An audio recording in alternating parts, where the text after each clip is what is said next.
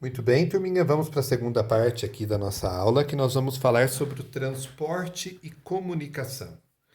O transporte e a comunicação, ele foi importantíssimo para que houvesse essa desconcentração industrial.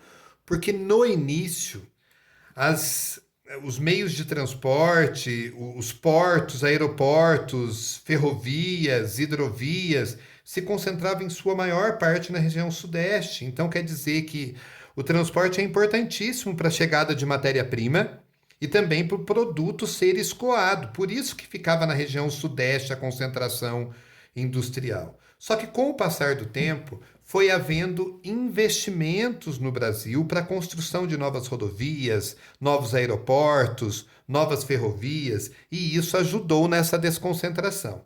Mas quando a gente olha aqui no mapa do Brasil, né, as redes de transporte, que ele vai destacando os aeroportos, olha aqui para vocês verem, essas linhas mais escuras azul, as hidrovias, né?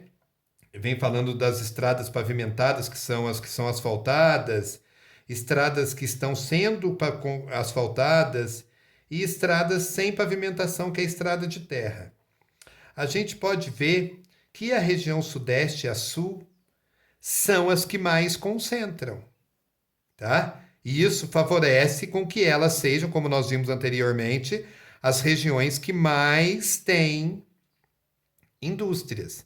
Olha o que ele destaca aqui para a gente no textinho. Que as redes de transporte e comunicação são fundamentais para o funcionamento do mundo moderno, no qual prevalece a lógica da globalização e internacionalização da economia. Que você não produz mais somente para o país, você produz para mandar embora para outros países, para exportar para outros países. E no caso do Brasil, que é um país muito grande, eu também tenho que pensar que eu não produzo em São Paulo somente para o povo de São Paulo, eu produzo em São Paulo para ser mandado para todos os outros estados brasileiros. Vocês imaginam que a Zona Franca de Manaus, que fica aqui na região norte, tá?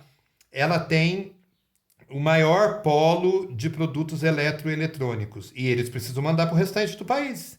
Então eles precisam de rodovias, de aeroportos, de hidrovias para poder mandar essa produção.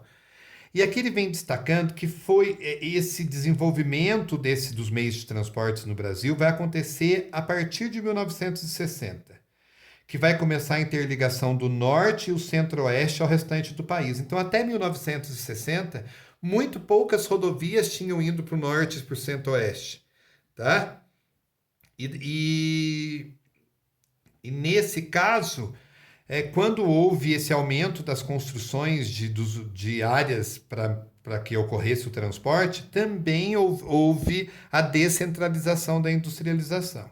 Aqui ele vem indicando as redes de transporte. Tudo quando eu falo de rede de transporte, eu tenho como os principais meios a ferrovia, o transporte marítimo, rodoviário, o aéreo e o dutoviário, que são estruturas tubulares e entre outros, tá?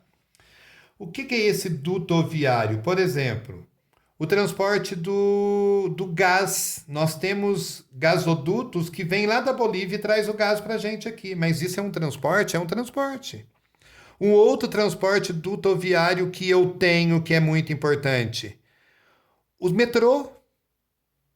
Ele anda praticamente a maior parte embaixo da terra, por dutos.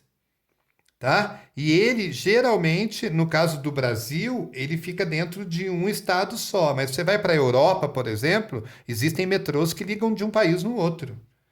Tá? E aqui eu tenho um mapa indicando os principais meios de transporte brasileiro.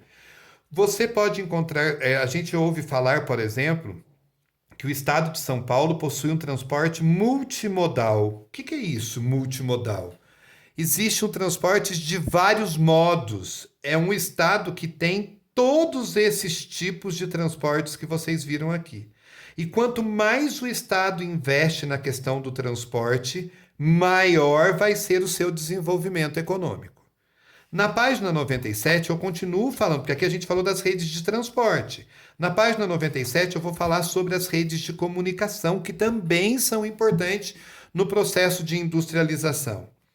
As redes de comunicação podem ser as linhas de transmissão de rádio, televisão, cabeamento de fibra ótica, internet, antenas de telefonia móvel e outras coisas. E daí ele vem indicando aqui no nosso mapa, que olha para vocês verem, as áreas mais coloridas, que o rosa é mais forte, são onde os meios as redes de comunicação são mais desenvolvidas. Então eu tenho estes estados, mais desenvolvido, esses com desenvolvimento médio, que está até Minas Gerais dentro deles, e depois outros mais fracos, e tem outros bem fraquinhos, como o Maranhão e o Piauí aqui, ó. Tá? Onde poucas pessoas têm acesso a esses meios de comunicação. Tá? E os meios de comunicação são importantíssimos para a questão da propaganda, principalmente, né? A empresa tem que ter propaganda dos seus produtos para poder vender. E depois ele faz uma pergunta aqui, ó, para a gente observar se no mapa, tá? Ó, leia este mapa e o da página anterior e responda: podemos observar uma distribuição homogênea das infraestruturas de transporte e comunicação em todo o território brasileiro? O que é homogêneo? Ser igual. Nós vimos aqui no mapa que, olha, não é igual às redes de transporte. Tem estados e regiões que têm mais redes de transporte do que outros.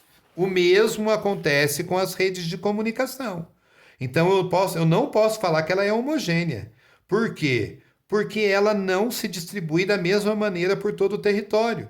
Existem estados que têm meios de transporte e de comunicação muito mais desenvolvidos do que outros. Tá? E isso vai ter interferência no desenvolvimento econômico do estado. Porque rede de transportes e de comunicação está diretamente ligada à economia, principalmente nesse mundo globalizado, onde não se produz mais somente para o local. Se eu tenho interesse, eu posso ter um produto que eu venda em outros países. E para que isso aconteça, eu dependo dos meios de comunicação para fazer a propaganda do meu produto. Ok? Eu vou enviar para vocês também vídeos que complementam esse assunto que a gente acabou de comentar.